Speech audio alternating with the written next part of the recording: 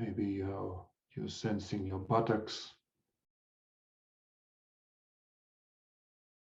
Maybe the breathing.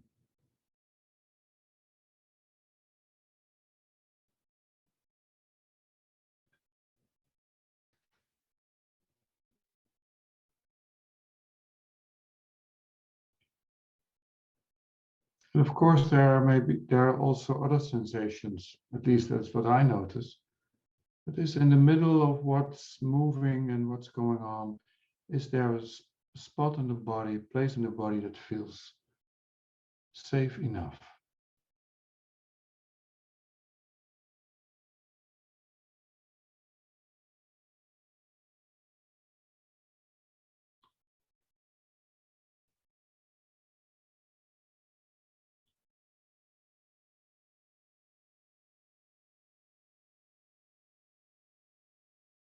Pausing, breathing, sensing, and anchor.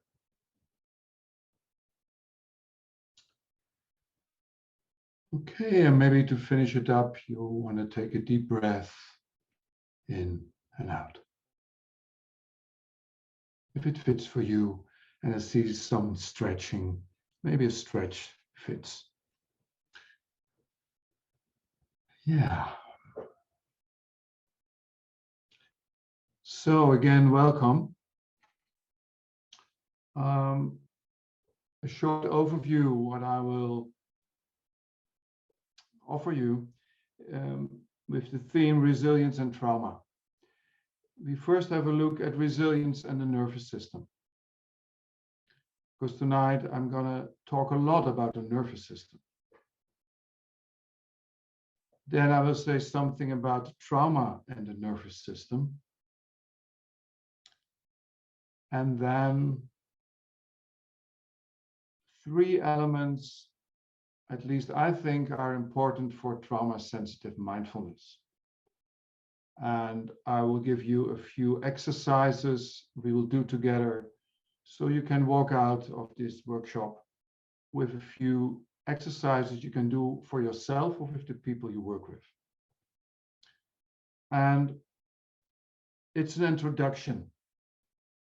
It's an introduction. So, and especially when we speak about trauma, it's not only theory, but it can be that you yourself, your nervous system gets activated because of the things I say, because of the things that are triggered for you. So if you notice that, then it could be helpful to come back to your anchor you just felt.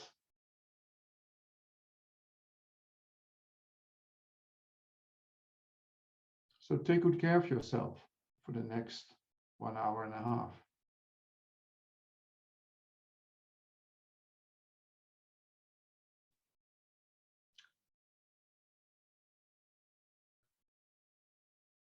Is the translation okay? I see a lot of chats going back and forth. Is it working? Give me a sign. So I don't, yeah, is it working? Okay, thanks. Good to know, good to know. So I want to start with a question. When you feel safe and connected, so when you feel safe and connected, how do you feel and how do you deal with stress? So ask yourself, if I feel safe and connected,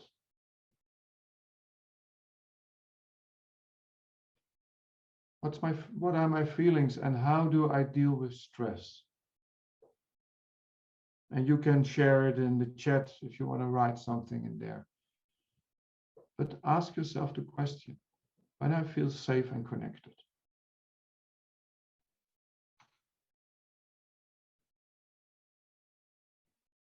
Mm-hmm. Mm-hmm.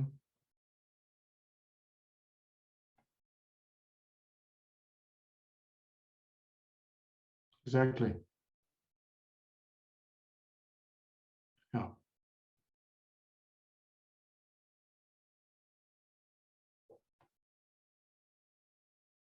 Mm-hmm.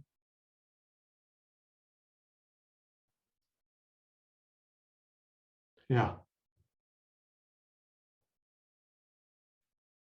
thank you.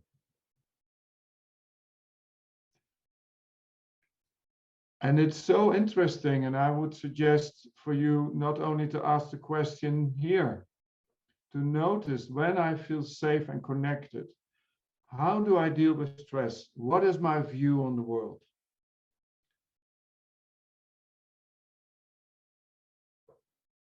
Because it's very important if we get a sense of that.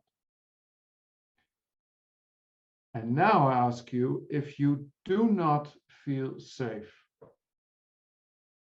and if you feel disconnected, how do you deal with stress? How do you feel?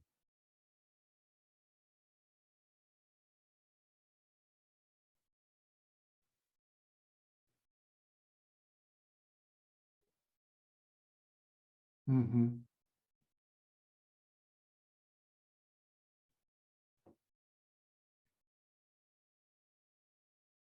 Exactly.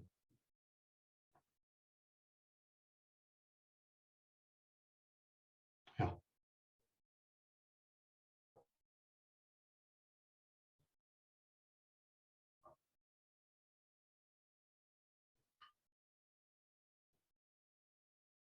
Overwhelmed, weak. Mm-hmm. So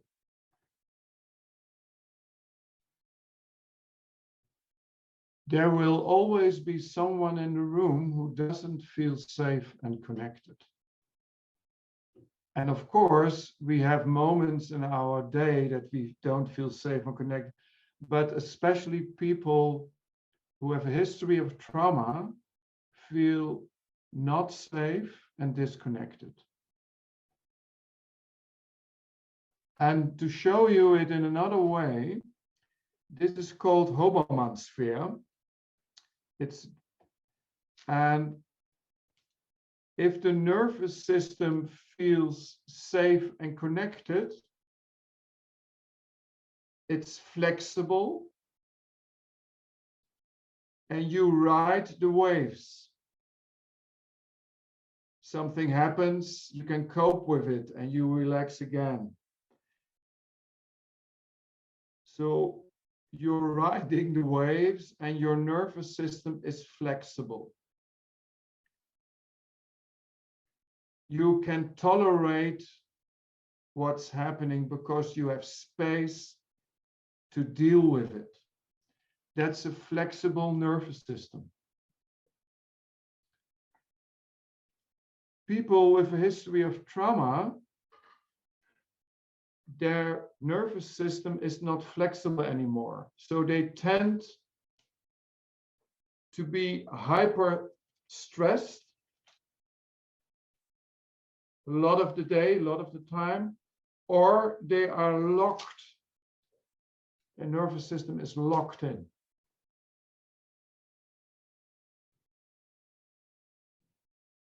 And very often it goes from locked in to hyper.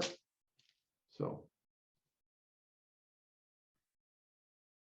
and it's not, or very rarely, it feels safe and connected. So it's flexible, open.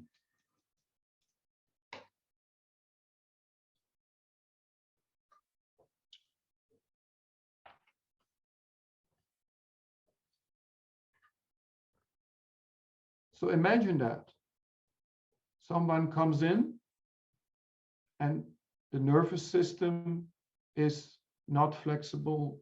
The nervous system is activated basically all the time. When we talk about trauma, and I will go that through with you,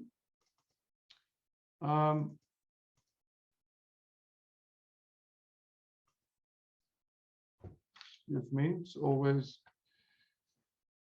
Pat Organ said it this way: trauma refers to anything threatening, overwhelming experiences that we cannot integrate. After such an experiences, we are often left with a diminished sense of security with others and in the world, and a sense of feeling unsafe inside our own skin. I will offer you this PowerPoint so you can get it if you want.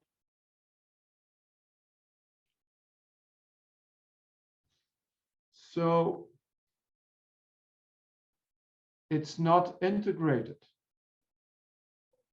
So why and when it can happen? Trauma can be triggered from a direct experiencing a traumatic event, direct witnessing a traumatic event, a report of a traumatic event that happened to a loved one, or repeated or extreme exposure to traumatic events. So it ripples. It doesn't mean that if there is a traumatic event and traumatic stress, the response to shocking, emotionally overwhelming situations that may involve actually threatened death or serious injury or physical integrity. Traumatic stress not always leads to trauma. That's important to say. But if the event is not integrated, if the nervous system has not had a chance to digest the event, then we develop post-traumatic stress, which means intrusion, being overwhelmed by memories and emotions of the event, avoidance, you avoid situations that remind you of the traumatic event. And there are often a lot of arousal and reactive symptoms. The nervous system is almost constantly in a state of alarm. And if this lasts longer than a month, we speak about post-traumatic stress disorder.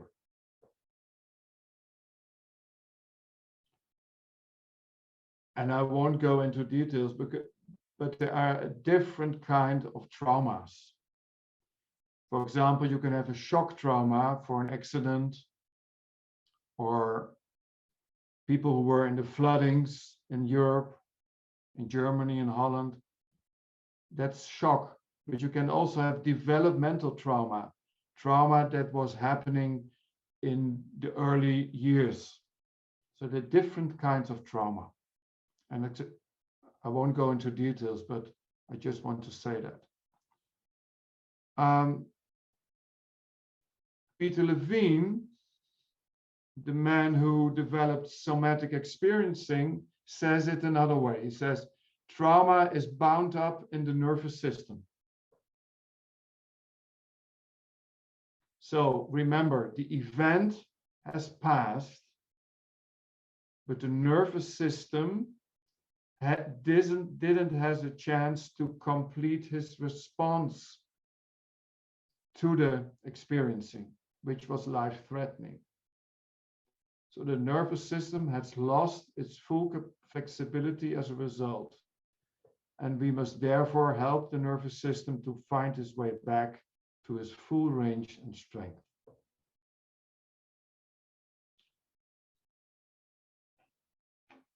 So we speak a lot about nervous system here.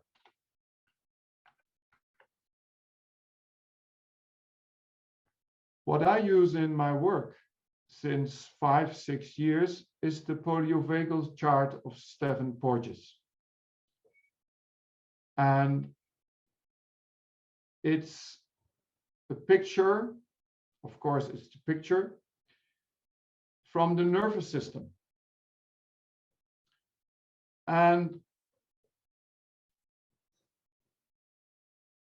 it's so important that people who are in a mindfulness training or wherever they're in whatever training, but we speak about mindfulness training now, that excuse me, that people get a sort kind of education about the nervous system, because especially people with a history of trauma have a sense that there is something wrong with them.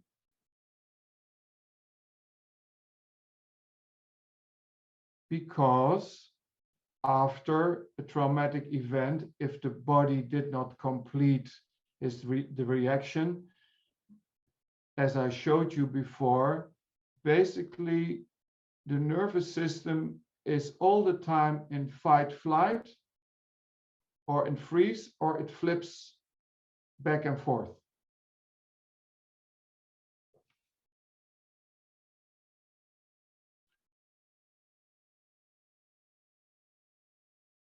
And someone who comes to mindfulness training, I don't know if you guys have that, they basically want to relax. That's what they say all the time. But inside, they feel there is a lot of restlessness.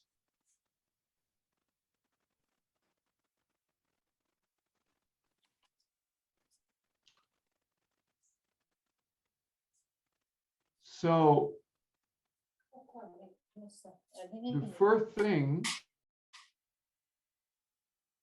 and we're going to look at that, the first thing when people are educated about the nervous system, and I use this polyvagal chart, they get an idea that when we feel connected, like where we started, when we feel connected and safe, there are these qualities of calm, mindful, compassionate. And most importantly, we are social engaged, we connect. But people who have a history of trauma, they will have the experience that they don't feel connected. And it's so important to understand that the nervous system, because it feels danger or it feels life threatened through the traumatic event, the nervous system will do everything to save you.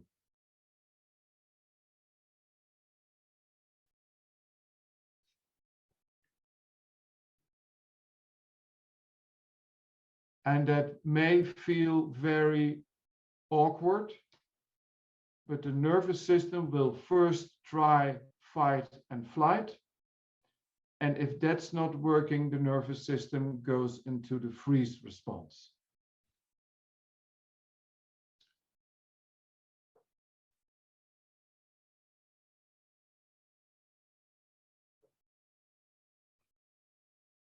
I will go later. I will tell more about it.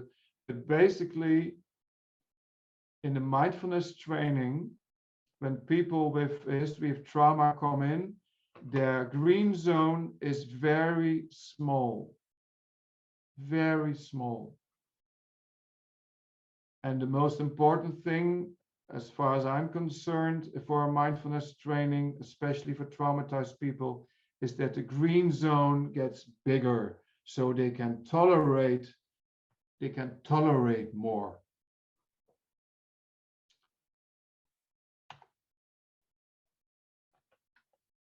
Excuse me. So before we go into trauma-sensitive mindfulness, someone who comes in with a history of trauma, remember, the nervous system felt threatened. So it went into fight, flight, or into freeze. And this response is not completed. So there is still a lot of restlessness. it's not completed. So that means that, and sometimes they say people with a history of trauma are hijacked by the amygdala.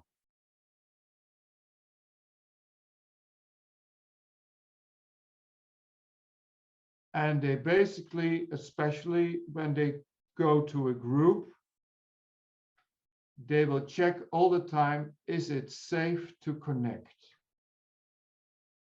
That's it's in the back of the mind of everyone here, also for me. But especially with a history of trauma, you're looking all the time for cues for safety and danger.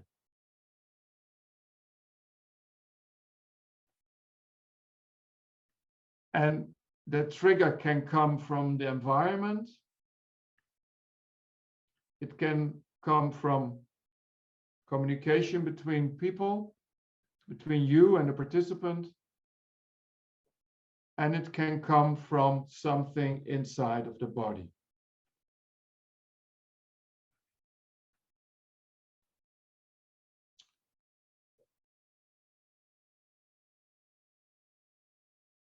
So imagine, and I know where I'm talking about. I know where I'm talking about. When I started meditating in 85, and now with the knowledge I have from the nervous system,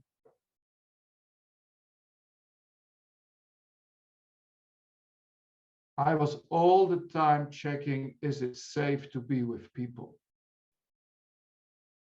Because very often, trauma happens in connection with other people.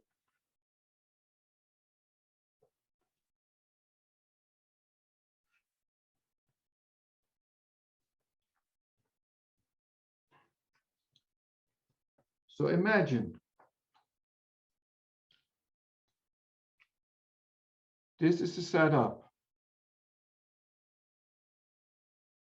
And people who come in with a history of trauma will show a lot of signs. So if we go back to the polyvagal chart, people will be restless. They will be very tense. They can be like they're shut down. They're very pale. They hardly say anything.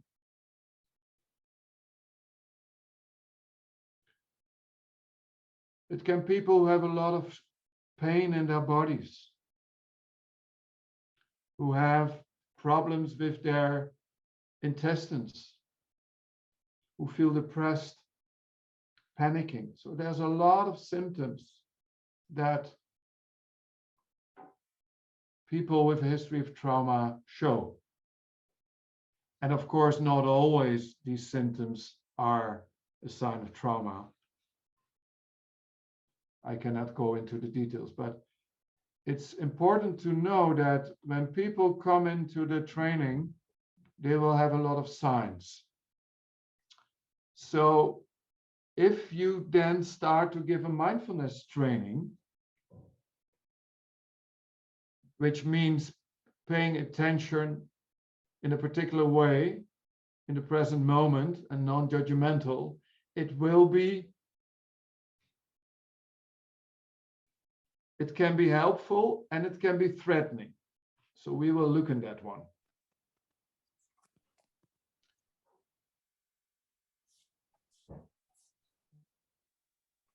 And there are three essential elements for a trauma-sensitive mindfulness training. And remember, the nervous system is looking for safety all the time, or danger. So three essential elements for a trauma-sensitive mindfulness training are context, choice, connection.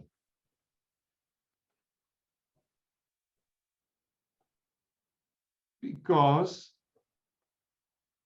people with a history of trauma, they need context, because otherwise they feel very unsafe.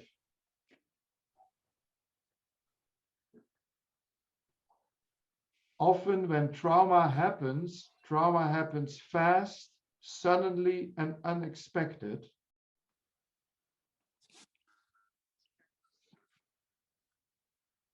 And often when it happens, people feel like, what's the context? So context is very, very important as far as I'm concerned.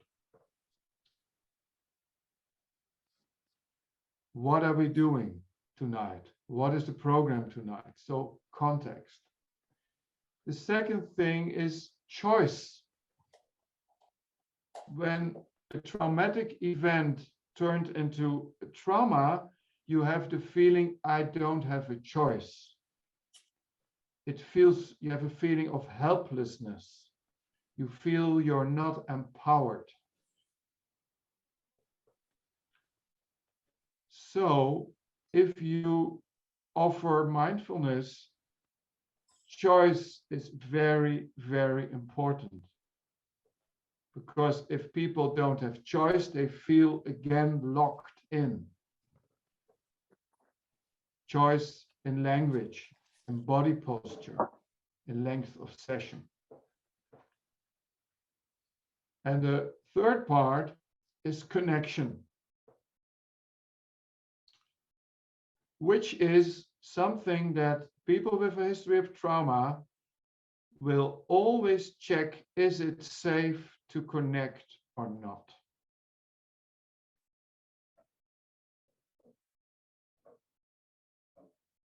And there comes in you as a trainer.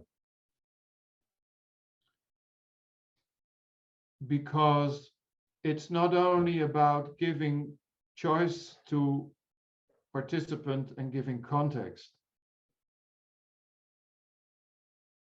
It's so important, especially for people with a history of trauma, that they get an experience that it's safe to connect.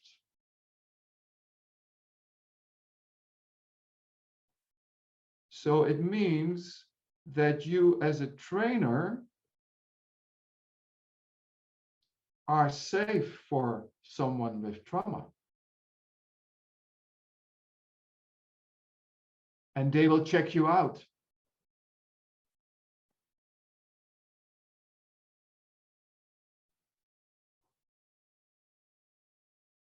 So ask yourself the question,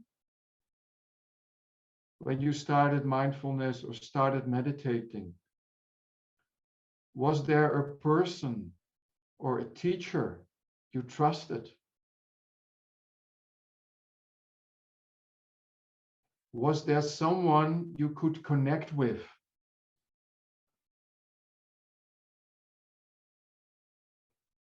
And did you maybe feel, yeah, I trust this person and now I can open myself a little bit more. I trust myself a little bit more.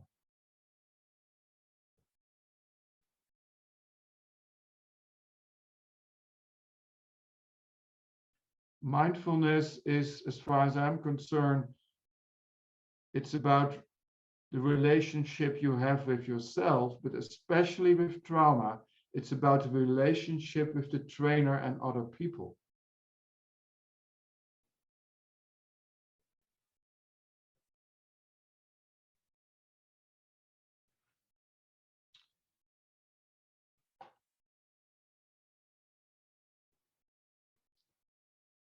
So I want to pause here for a moment before I go into the mindfulness training and what you can do to offer it in a trauma-sensitive way.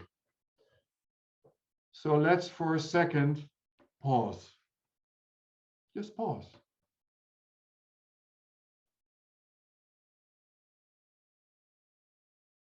Maybe you close your eyes, maybe not. Maybe sense if the body wants to stretch, to move a bit.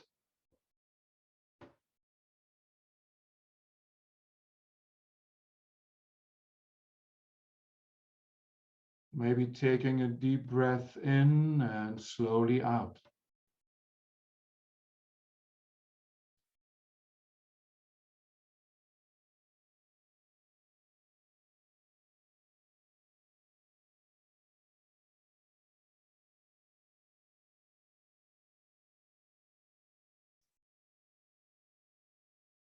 And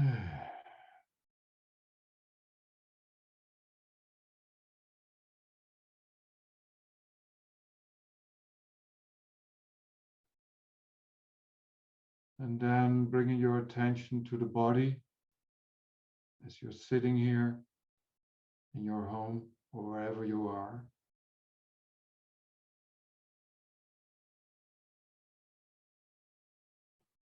And in the middle of all the body sensations, feelings, and thoughts that are there, is there an anchor?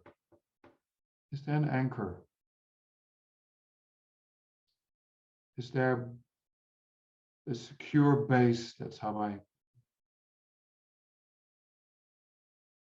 call it. Is there a base, a secure base in the here and now in the body?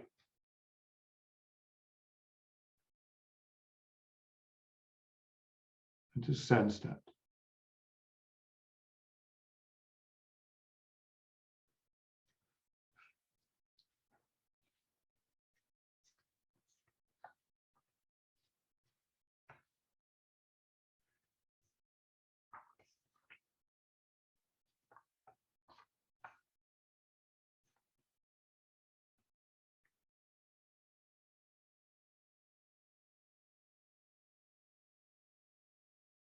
And if the or attention moves to thoughts, feelings, or to-do list for tomorrow, if you notice that, hey, interesting, can you bring the attention back mindfully to the anchor?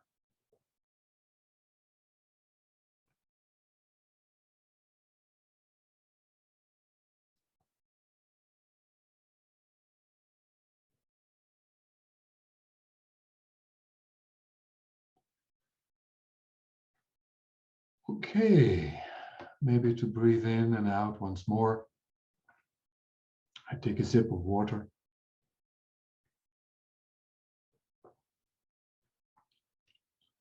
And Pierre, did you collect or are there questions before we move on?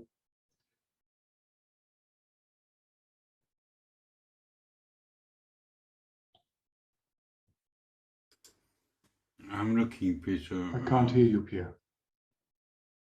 I'm speaking. Can you hear me?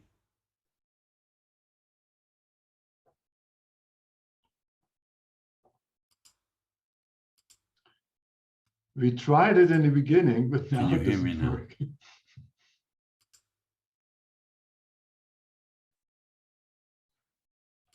Can you hear me now?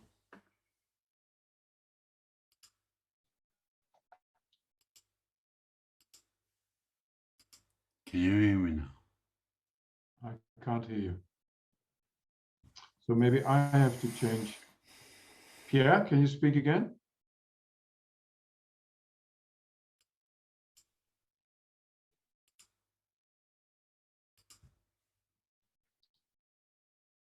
Pierre? Can you hear me now? Yeah, now I hear you. Yeah. But I can't hear you. Oh.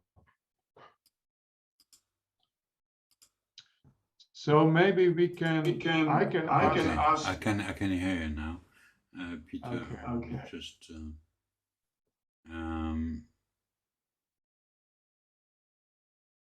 Je n'ai pas.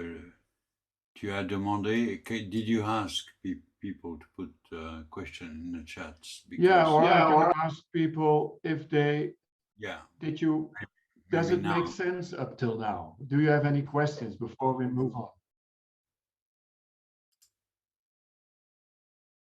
Before we move on. Olivier makes a thumb up, so it makes sense. Est-ce que vous avez des questions jusqu'à présent? Okay. Good. And I see you now again. Your face is. I see a lot. Some I know. Yeah. So. Okay. Good to hear you. Yeah. So in the end, we all will also have time. I will make time to answer questions. But I will go back now to the speaker view.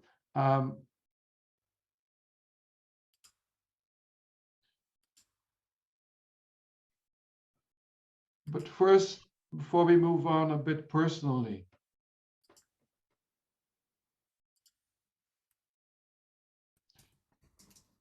I was the one in the room who felt I would love to connect, but I'm so afraid of people.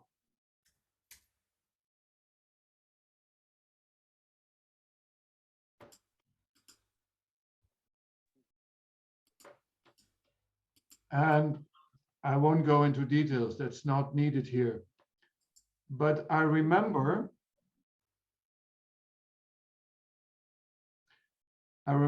being in the teacher training in the TDI training of MBSR.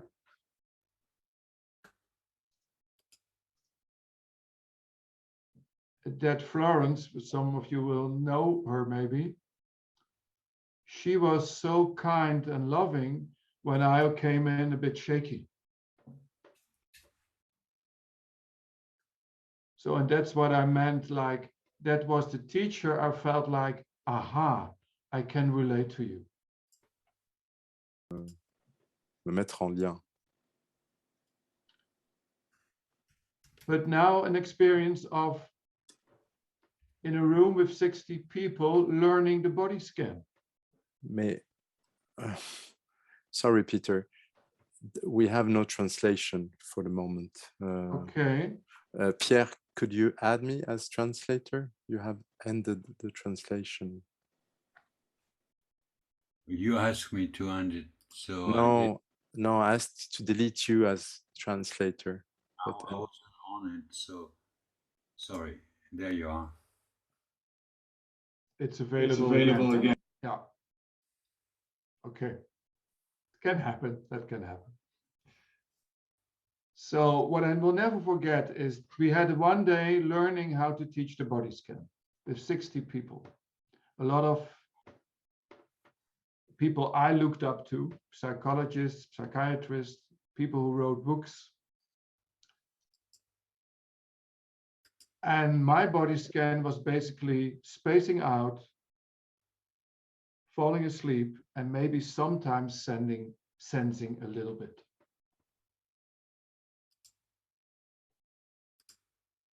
And then in the end, Melissa, who was training with Florence, asked, how was your experience?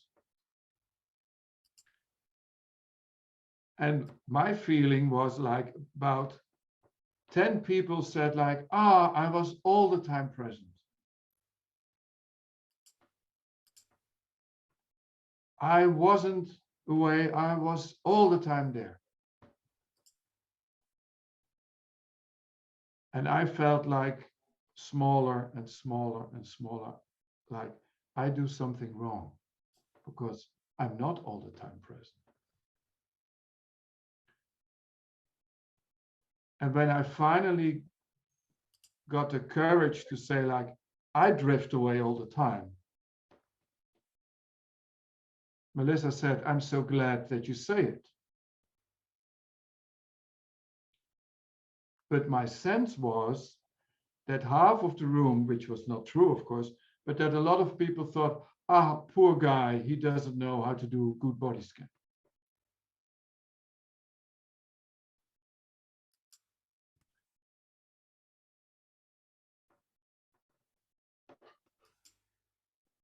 So I don't know how it's about you, but especially with body scan, I still have the idea it's perfect if you don't drift off.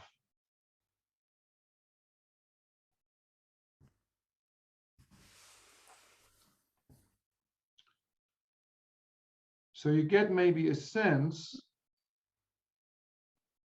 what it means for someone who's drifting off a lot.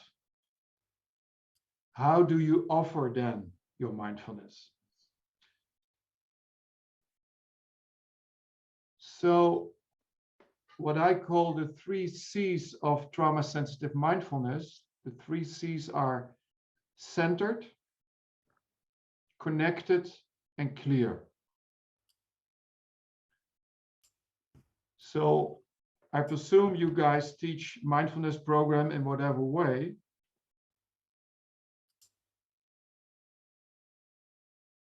And then,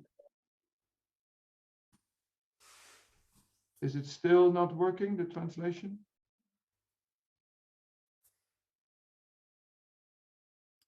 It works, okay. So, if you keep in mind the poliovagal chart with green, yellow, and red, and if you keep in mind that people with a history of trauma, their nervous system is agitated. Their nervous system has not completed the traumatic event. So their nervous system is basically still in the event. It's not in the here and now. So that's why mindfulness is very helpful with people with a history of trauma.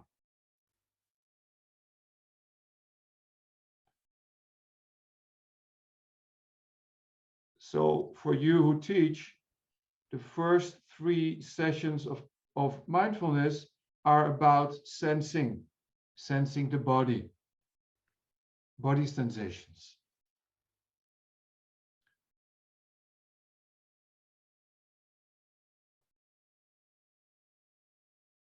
So if you offer that, and I want to say again, it's very helpful with people with a history of trauma because they are disconnected from their bodies. But you have to offer it in a way that people will not be triggered all the time and overwhelmed. That's important. So keep in mind context, choice, and connection.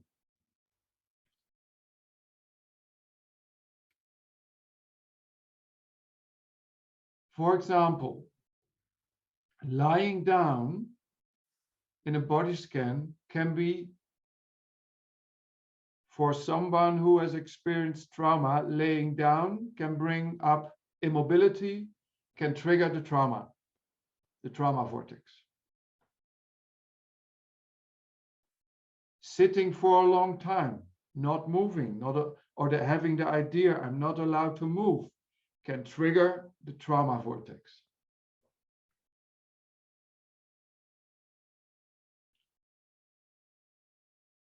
So if we look again at the nervous system,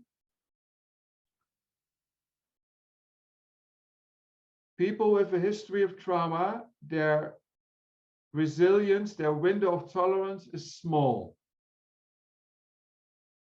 So first, it has to be more widened so they can start to feel more the different sensations. If the nervous system is trapped in trauma, the window of tolerance is very small. That means if something happens, for example, lying down, and people feel I have no choice, the nervous system will feel threatened, and the whole trauma vortex will start happening.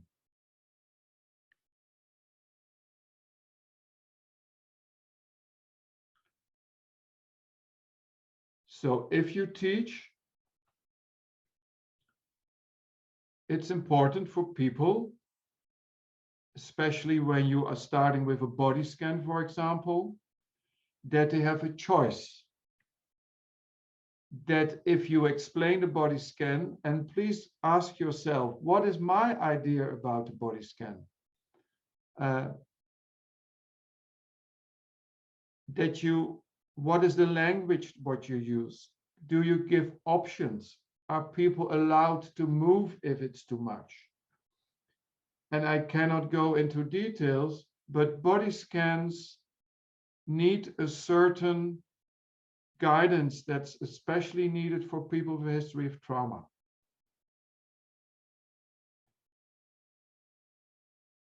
Body scans can be helpful, very helpful, and I know where I speak from, but you need to keep in the back of your mind context, choice, connection.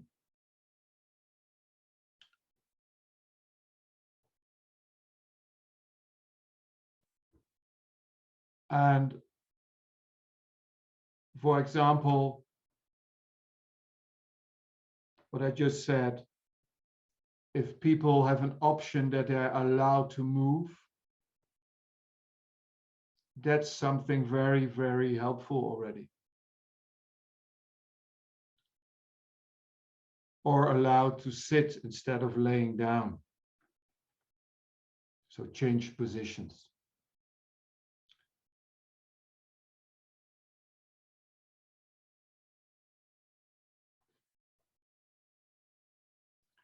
I will answer your question later, Stefan. Thank you. Because yes, you often don't know. I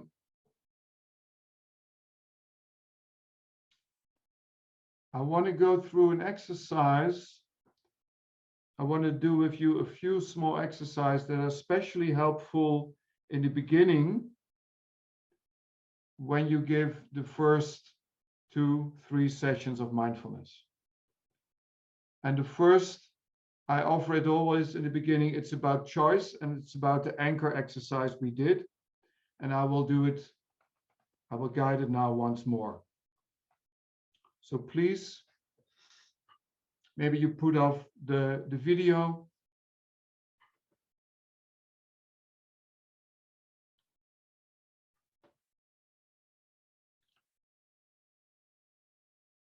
And I will answer the questions that will come in. Thank you, but I will answer them later. Thanks for asking. So for now, imagine in the first session,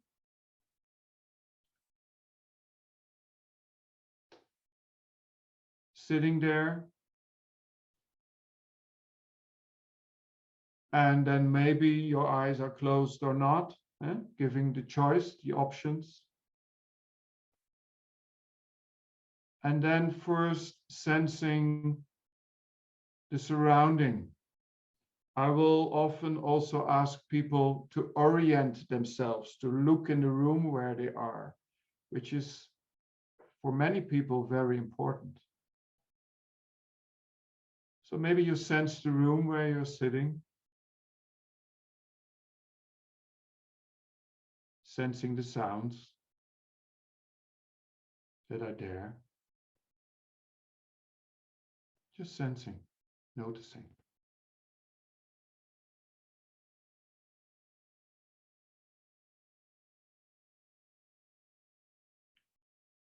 Sounds in the room, sounds outside.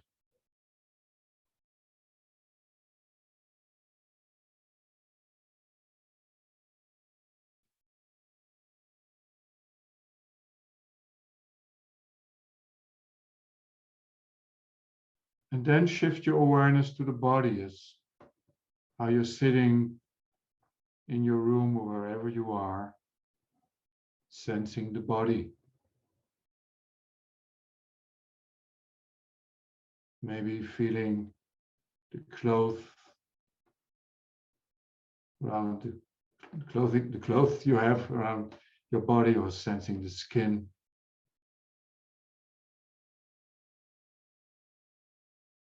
Or the back of the chair, if you sit on the chair. Maybe you sense the temperature of the body. So what are you sensing when you bring your attention to the body?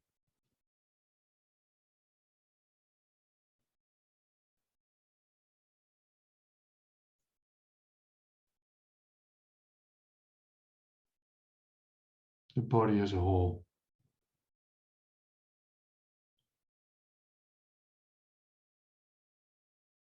And then sensing inside of the body. Is there a spot that feels good enough, safe enough? Maybe your feet,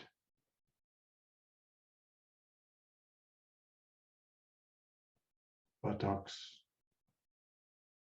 maybe the breathing.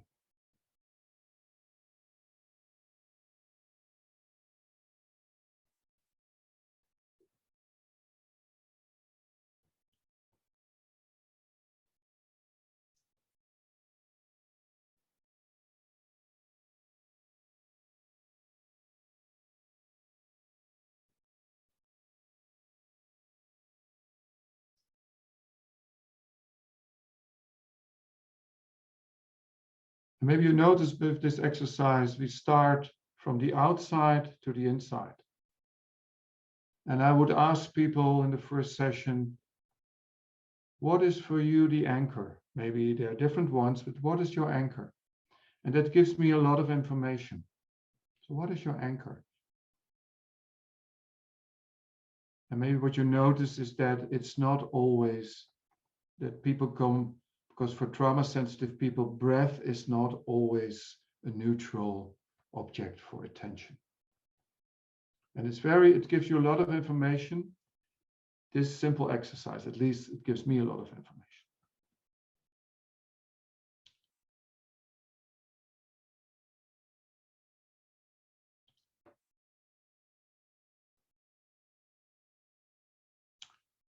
Another small exercise I want to do with you is a movement and small movement exercise. In the curriculum, more and more movement is incorporated, and for many people, and especially people with trauma, sitting 2.5 hours without moving, it's not easy.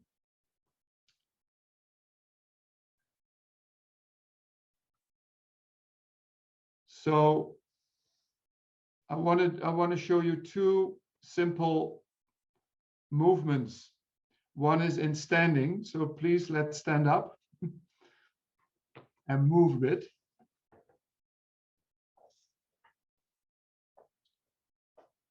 And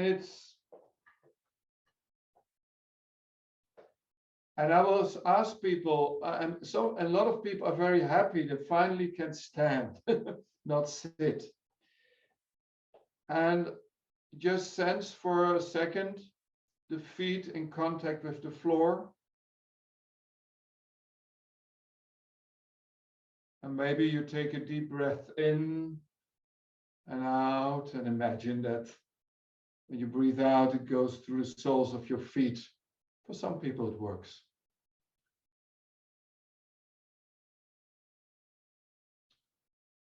And we do a movement which you see often children are doing. It's just swinging the arms and doing it in a way that you're sensing how the body responds to this swinging.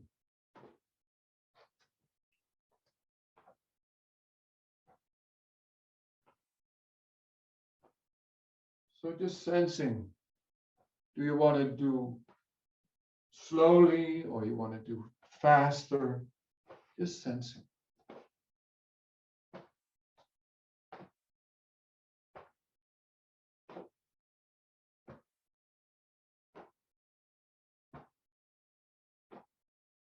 And maybe it's also fun to do it.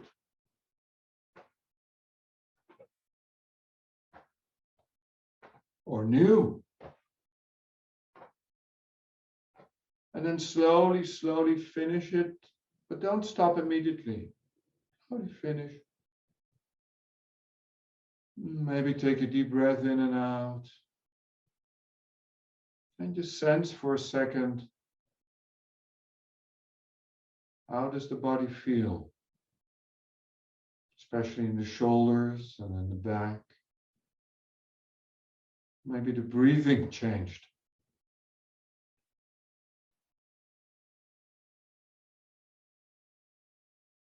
Maybe you sense the body as a whole differently than before.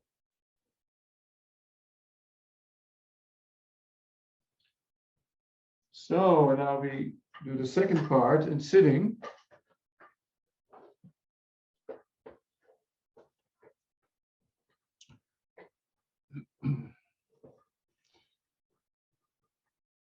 Give yourself time to organize yourself in sitting. I do it myself too. So organize yourself. Give yourself time to sense your buttocks, maybe the back of the chair. So organize yourself. Give yourself time. The body needs time to organize itself. The next set of exercises are meant for people, especially people with history of trauma, when they hear we are going to lay down, or when you do later on sitting meditations, they very quickly tense up because they feel, oh my God, what's going to happen? I never know how my body will respond. So these small exercises are with the tension often comes in the cheeks, in the neck, in the shoulders, and also in the hands. So I will go through it with you. So, and you can put your video off if you don't want that others see you. That can be very helpful. You feel a bit more safe, maybe. Because the first exercise looks a bit weird. It's like opening and closing your cheeks. And often people start yawning, like I do now.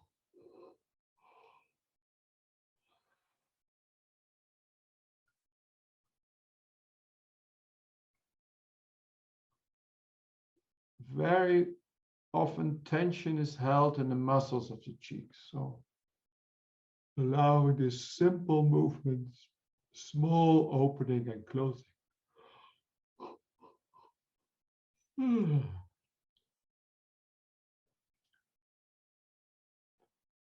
And then small movements of the neck.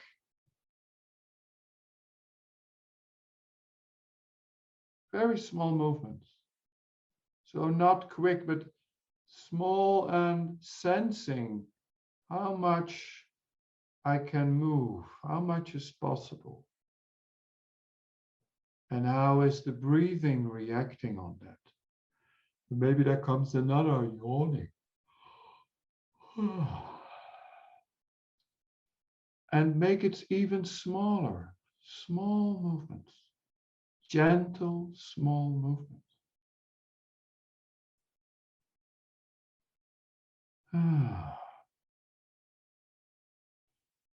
And then gentle movements with the shoulders.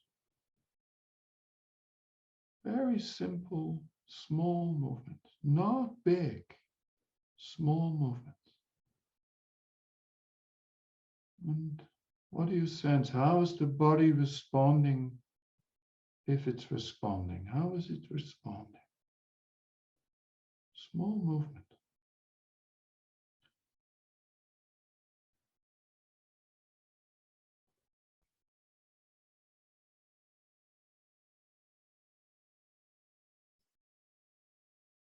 And then of the last part of this exercise, I will show you my hands, but you have them in your lap, but I have to show them, is that you close slowly and open slowly your hands. Very slowly. You can do that 5 times.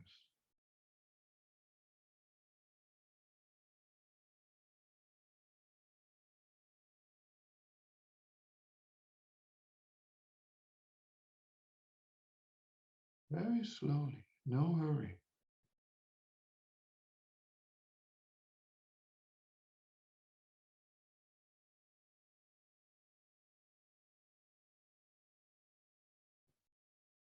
And then give yourself time to sense. Yeah, yawning I see happening. Yeah, that's totally fine. So sense, hey, is there a difference between a few minutes before and now? I will do this, for example, before a body scan, before a sitting. I will do this kind of exercise. Just very simple.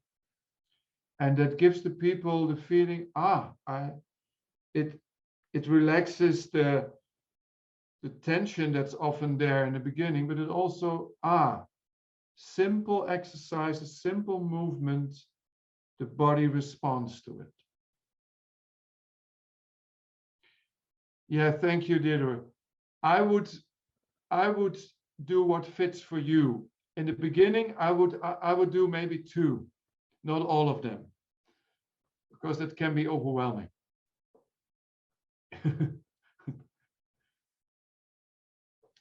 So I want to move on to another exercise, which is related to if we have session 1, 2, then in session 3, 4, and 5, if the green zone, remember the polyvagal, the green zone, the window of tolerance is bigger, then we start to connect with what is.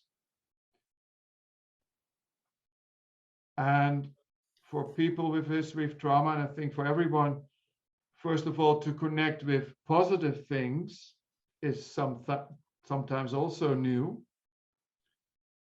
But especially if they are connecting with difficult emotions.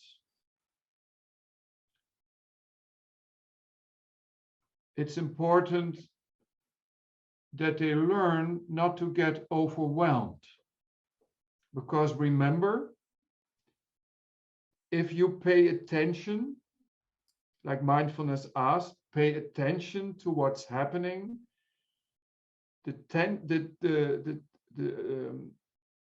if there is a lot of tension building up, people with a history of trauma get focused on that tension, get fixated on that tension, because they think, alarm, I want to get rid of the tension and then I feel better. So they come into this trauma vortex, which overwhelms them.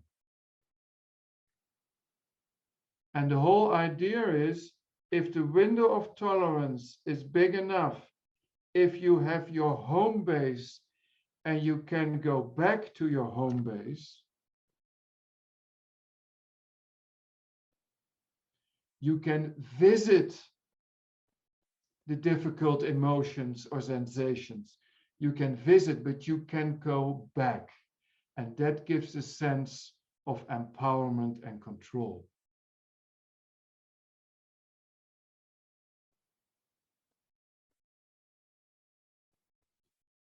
I have so many times heard that people say like, wow, I have a home base. I can come back to where I feel safe in the here and now.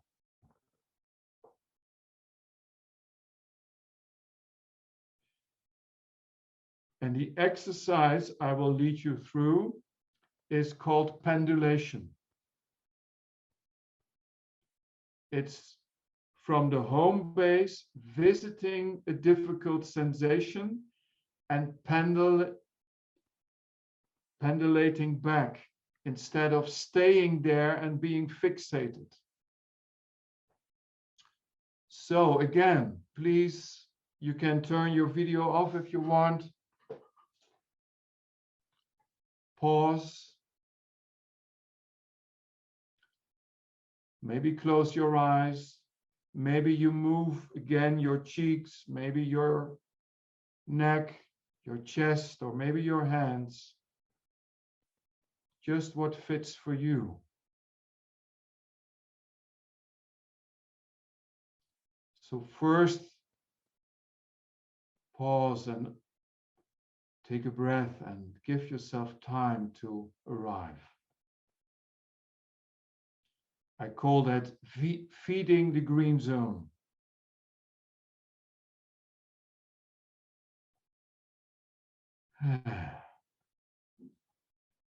Maybe sensing the anchor. Maybe it's the body as a whole. Maybe it's a spot, specific spot in the body that feels good enough.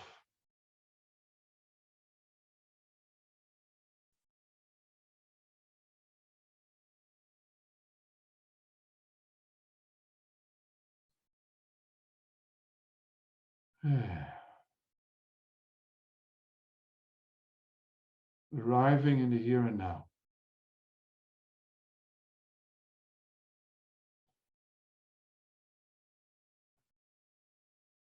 And then sensing in the body, maybe there is a spot that feels painful or is irritating. Maybe there is an emotion happening at the moment. So just scan the landscape, the inner landscape. And if there is a certain spot, a certain area, it feels tense or where you feel an emotion, then first name it very friendly. Ah, there's tension, there's pain, there's restlessness.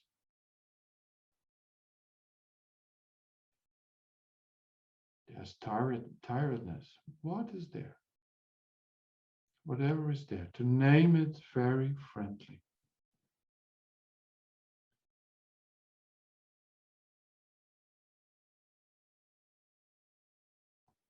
And then check again, do you still feel the home base?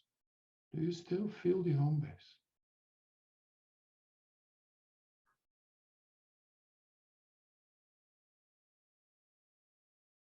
And then from the home base, you move your attention, you pendle to this area, if it's there, I don't know, to this area, the spot in the body that's maybe a bit tense or painful. And you can sense, maybe you can breathe there, you can sense it.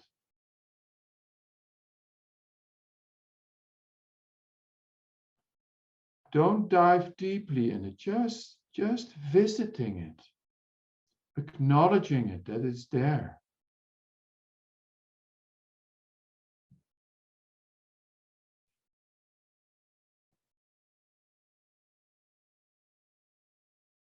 And knowing that you can pendulate back to your home base.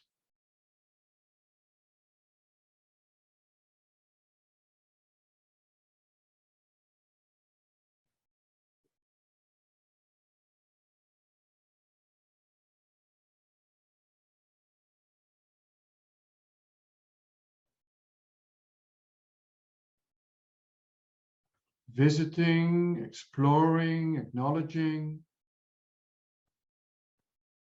And if you feel, oh, now it's enough, I can go back.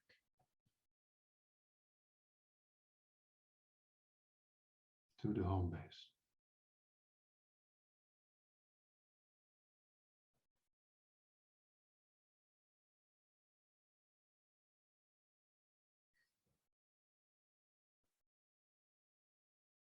And maybe to finish it up, you're sensing them both. You can hold it both. You can tolerate it both.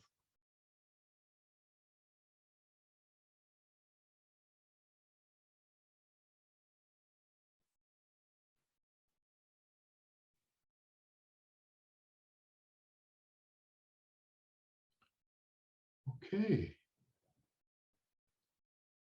Okay. Time goes fast. One last exercise that is, oh yeah, one thing I want to mention that's very helpful for people when they connect is the common humanity. I will very often ask, is somebody else in the room who knows this also? And people with, a lot of people, especially people with history of trauma, they feel relieved that they are not the only one. So common humanity. And one thing I use a lot is if your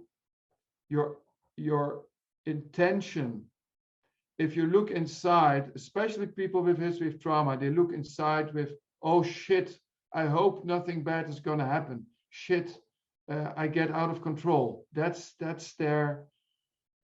So I would often give the suggestion, instead of saying shit, could you say interesting? What's happening? What's happening?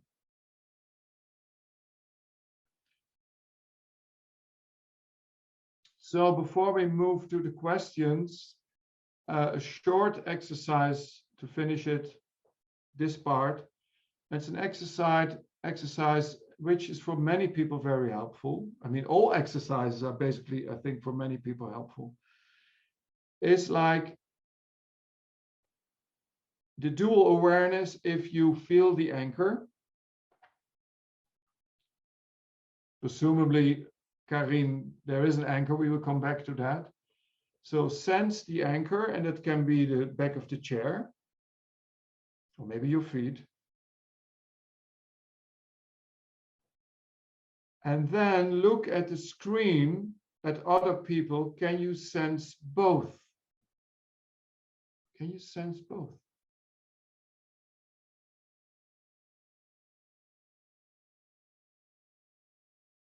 Can you sense both? And you will notice it moves back and forth. Can you sense both?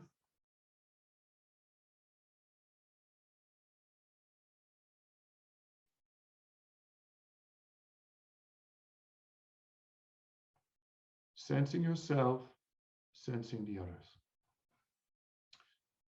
Okay, I could go on, but this is, for the moment, we will move into questions. I will say shortly that I offer, and I will show it to you, I offer a 6-week training, trauma sensitive, in German. I speak a lot of German. I will offer it in French with the English translations for French people, and there is one in Dutch. So I will show you in the end. I will show you. I can show it now before we move into questions. That's maybe helpful. Let's see. So you have an idea. Excuse me. So you will get the PowerPoint, but you have an idea. It's in German, it's in English with a French translation, and it's in Dutch. And we talk about a 6-week online program where we go into deeper details, but we also go into what kind of symptoms, how do you recognize them? How do I lead a mindfulness sensitive exercise? How do I inquire? How can I lead an inquiry with someone who is activated?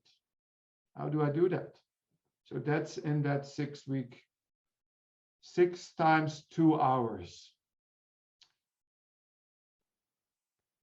So I hope you guys have it.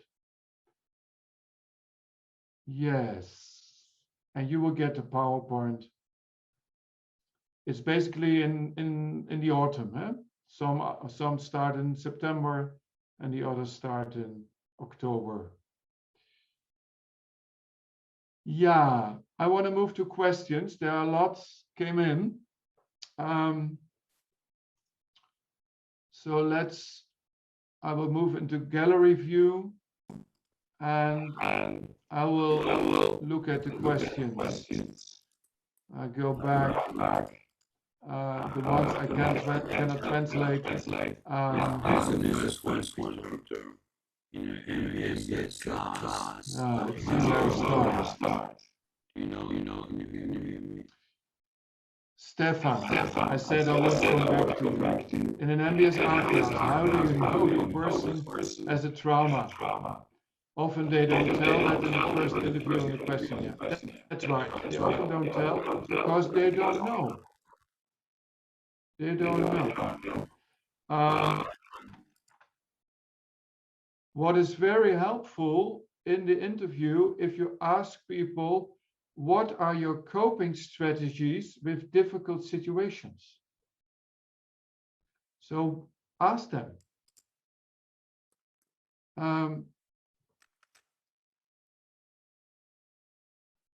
Because then you get information how people cope with difficulties.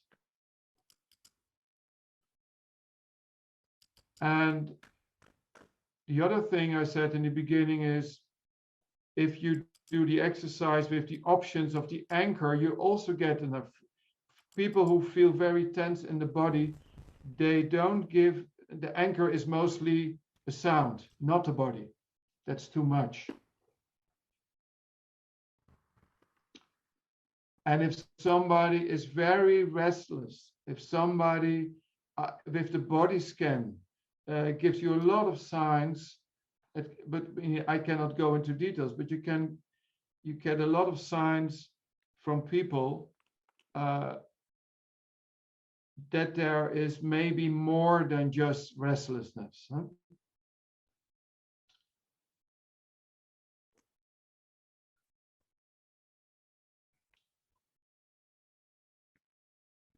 Will the person themselves recognize they have a trauma? Very often not.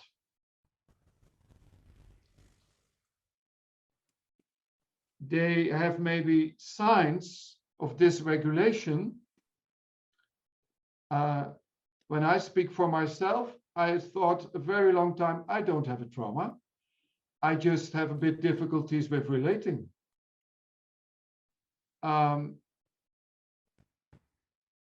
Maybe to say it in this way,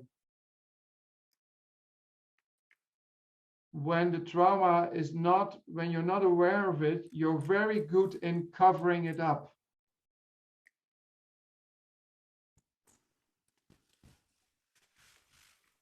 Maybe someone in the room recognizes what I'm saying.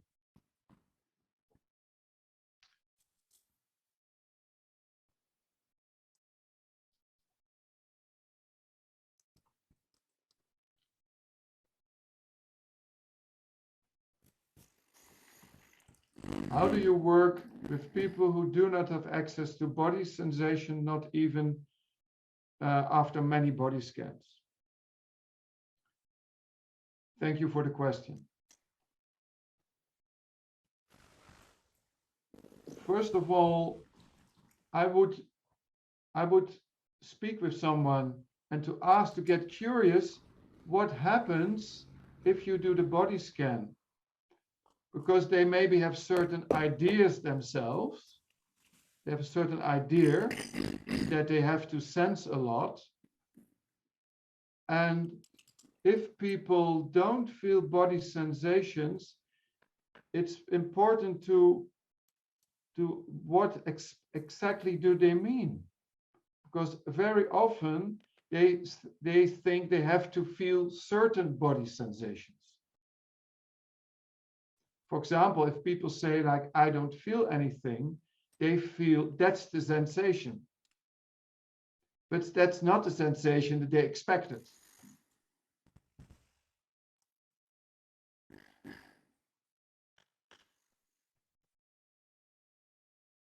So it's very interesting. How do you as a trainer frame the body scan? How do you frame the body scan?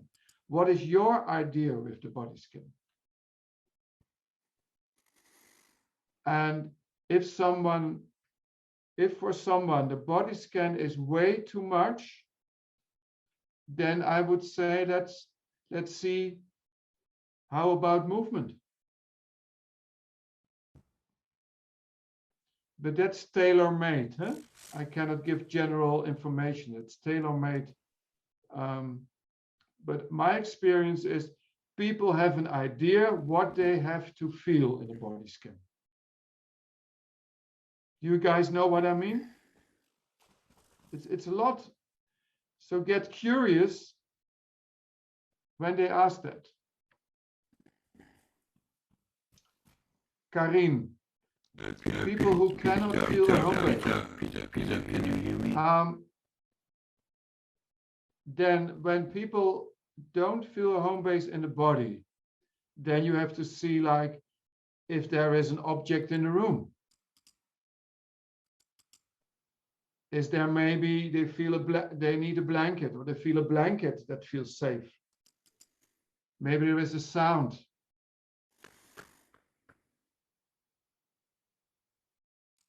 And important to normalize it, because I won't in the first sessions, I will mostly after session 4 or 5, people find a home base in the body, mostly. Depends on when you work with difficult feelings. But offer them options all the time and normalize it, that it's not wrong.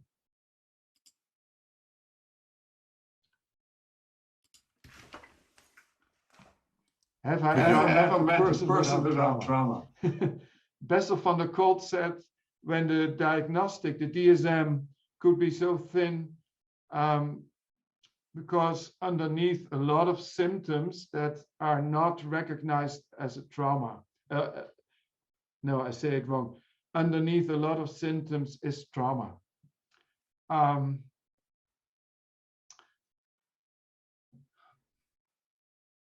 I cannot answer the question. I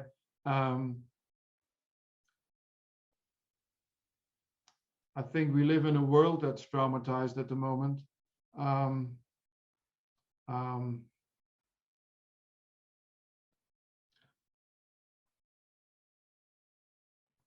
Yeah, it's, you say I'm speechless. I think some people have a big resilience. Some people had a good, how you say that in English? Their attachment when they were kids was very secure. But mainly people you meet in a mindfulness training, they tend to have some or less kind of trauma, but I call it mostly trauma with the big T and trauma with the small t. And it's not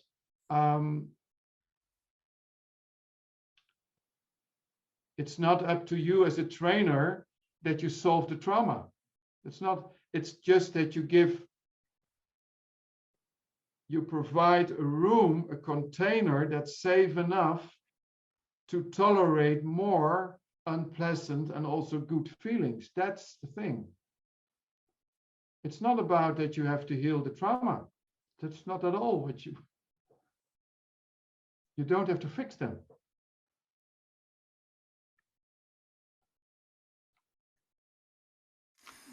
Peter, can you hear me? Would you say it's possible to deal with trauma, mindfulness alone, or is there other therapy necessary? Thanks, Cecile. I needed a lot of other therapy. I say it very honestly. And I'm not ashamed of it anymore. Because like me, if you have a developmental trauma, what happened early in your life, it's all the time with you. It's every day with me. And there are times that I need extra support. If you have someone in the training who cannot stay in the window of tolerance, who's activated all the time, then mindfulness is maybe not a good option at the moment. And you can also suggest that they do a therapy that helps them to digest and to cope with the trauma.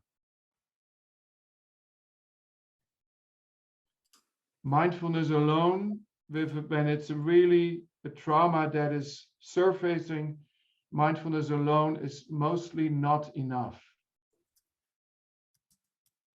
Having said that, mindfulness can be very, very helpful. I mean, I won't say it saved my life, but it's so helpful. Because you start to relate to your body again. Huh?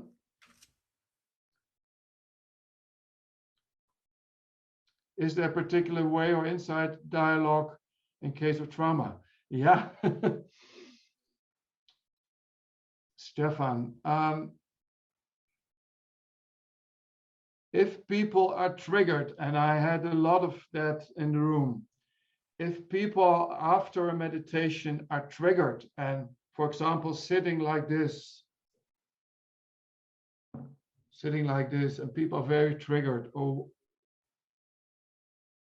the most important thing of the inside dialogue, I mean, let's say of the inquiry, inside dialogue is something else. The most important thing of the inquiry is that you yourself regulate yourself and stay calm and don't start to fix the other person.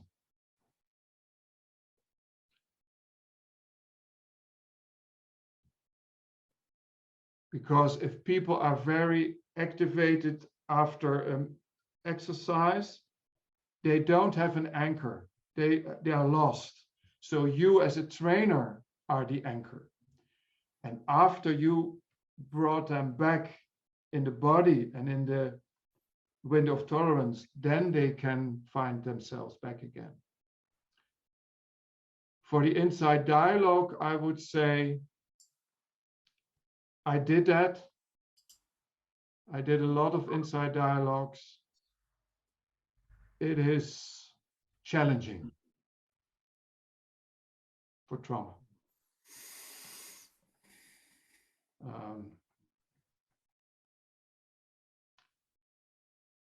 Yeah, Lot, you're saying that now, huh?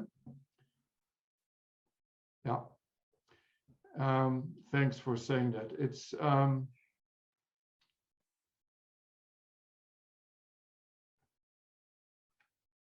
you say that it's recommended you take a training before you guide. Yeah. That's the other part of it. I didn't say that up to now, but you as teachers, you have to know for yourself, is there unsolved trauma in your life? You have to be clear on that. And you can teach if you're traumatized. I'm teaching, but you have to be clear, because otherwise you get in counter reference. This is what, especially the inside dialogue, you have to be very clear on your own where you get activated. And if you guide inside dialogue, that's even more important. And if you guide an inside dialogue in your training for your participants, it needs, but Lot can say more about that, but it needs very clear and clear steps, especially for people with trauma. No.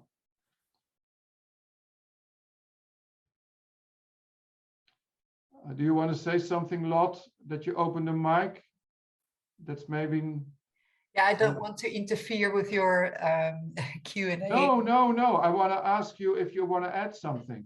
Yeah, for sure. I would definitely not recommend doing inside dialogue, and from Gregory Kramer and the whole organization, it's not recommended either if you are not a trained teacher. Yeah. And one of the things is and this links so much to what you said, Peter, is that in inside dialogue, you sit facing each other quite close. And this alone can be so activated that people think, oh my God, there's someone sitting so close to me. And all sorts of things happening in the conversation. And so that needs a much stronger holding actually than teaching the MBSR alone. Yeah, I'm with you. I did 8 days with Gregory and Florence, and to be honest with you, I had a hard time. And I had not the sitting. I could anchor myself, but afterwards a lot of fear came up. So it's,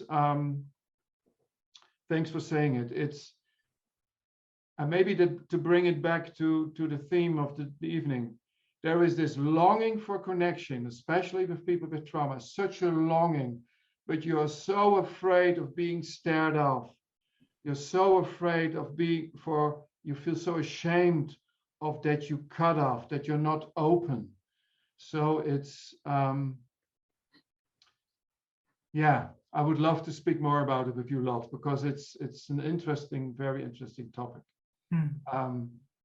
But to bring it back to the mindfulness and to inquiry, if you do an inquiry with your participants, how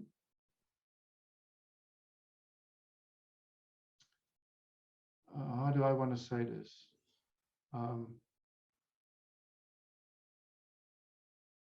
Be curious in a gentle way.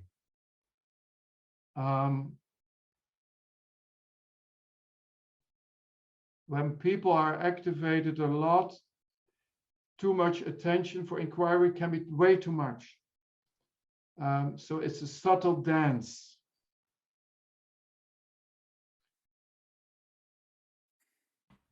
I would say the most important thing as a teacher, especially with an inquiry, but in the whole training, is if people get a sense that you see them, that they are welcome the way they are. And some don't trust themselves even to say something after a few sessions, and that is respected. Okay, we run out of time. Are people who naturally need more movement are potentially more traumatized? Cecile, I don't know. I think we all need a lot of movement, and we tend to sit too much. Yeah, we need movement. We finish. When I go, I need a lot of movement. And when I go to the fitness studio and I do my running, and one of the reasons people with trauma need movement, because the body is activated and need expression. I don't think everybody who moves is traumatized. No, please not. But the other hand is that many people who move are not aware of their bodies. They're not aware of their bodies. So to finish it for tonight, if you incorporate movement, and I will strongly recommend that, not only yoga, but that movement can be fun. That movement, that the body likes moving, that it's not about, can I stretch as far as possible? So that people get more in contact that moving the body bring aliveness to the body, which can be for some people very challenging. Okay.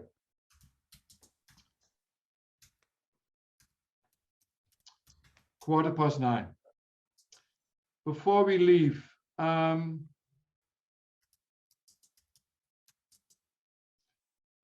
maybe just first now take a pause. Take a pause. I do it myself too. I notice after the questions I'm a bit activated. So just take a pause. And maybe sensing your back or your cushion.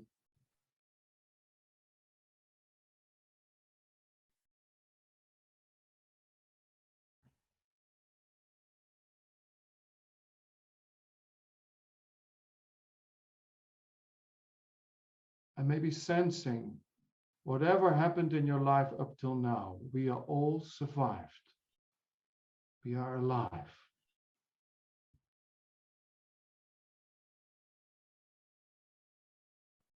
You're breathing.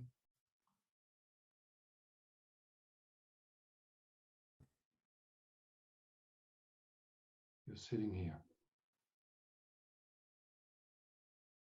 And in whatever role you are as a teacher, however you teach, if you as a person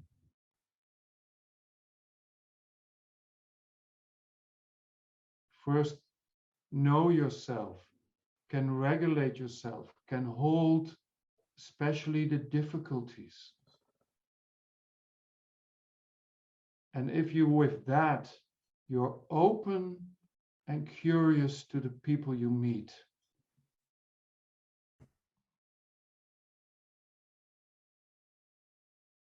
you are an anchor, and especially for traumatized people, you are an anchor, and they will slowly, slowly maybe start to trust a little bit more, to connect.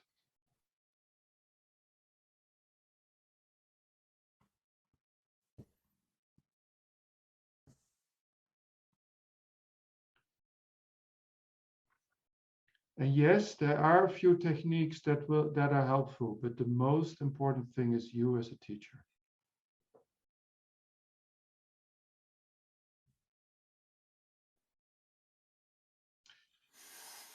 Okay. It feels a bit more familiar, although we didn't speak, but it feels a bit more together. Maybe you sense that too. It's like, we are in the same boat. And thank you very much. Yeah, it moves me to see you, to get the messages. Maybe we see each other in a training.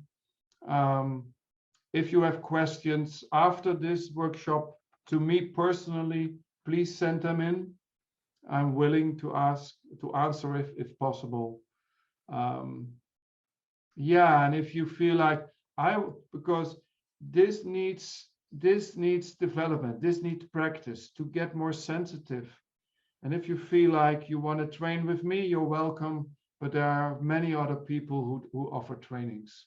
So feel what fits for you. Okay. Yeah. Bonsoir. Gute Nacht. Slaap lekker.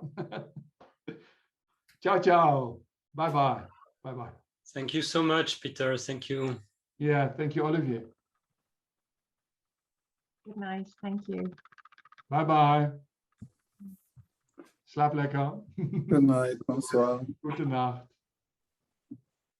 Goedenacht. Dankeschön. Bonsoir tout le monde. Merci. Ciao, ciao. Dag, danke. Goedenavond, slaap wel bij iedereen. Ja, Nederlands. Dankjewel. Hartelijk bedankt. Dag Ellie. Ja. Thank you, Peter. Ja, ciao, ciao, Stefan. Ja. Ciao, Jean-Pierre. Ja. Dankjewel.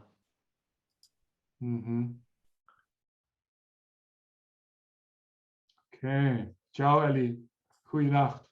Goedenacht. Ciao Olivier. Thank you. Bye bye.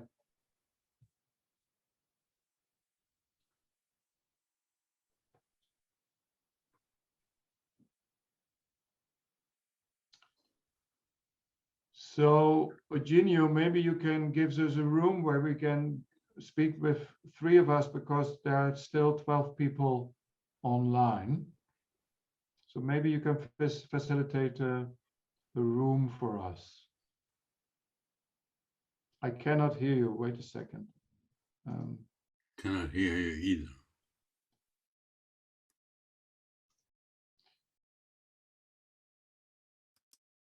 But we can.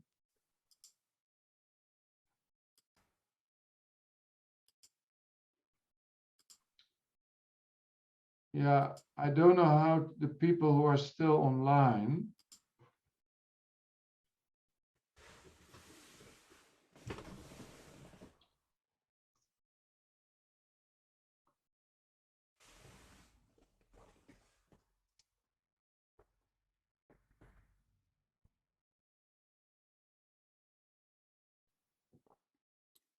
We can't hear you, Eugenio. I don't know whether you can hear us, but we cannot hear you.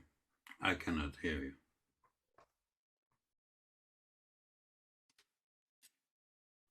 No, I can't hear you. I haven't been able to hear you for the whole session. Can you hear me, Peter? Shall we go out and then come in another? Peter, can you hear me? Peter, can you hear me? No. I can hear you now. I can hear you now. I went to the French channel. Okay.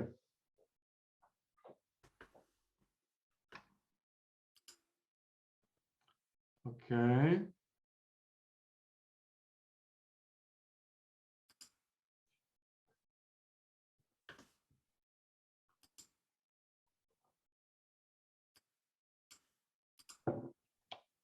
Ah, oof.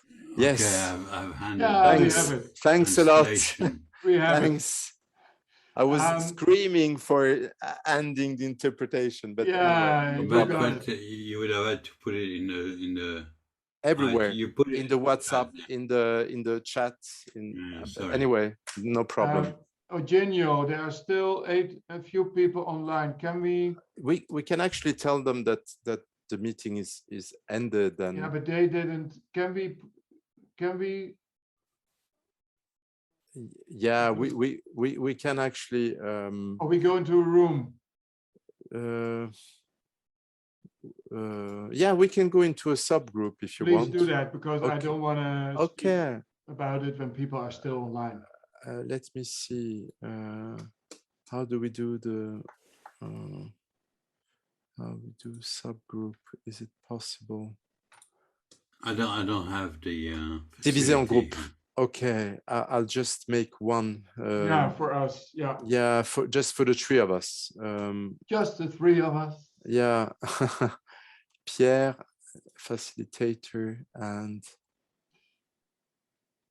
So me. I join. Okay. Me too. Recording in progress. Hi, Pierre.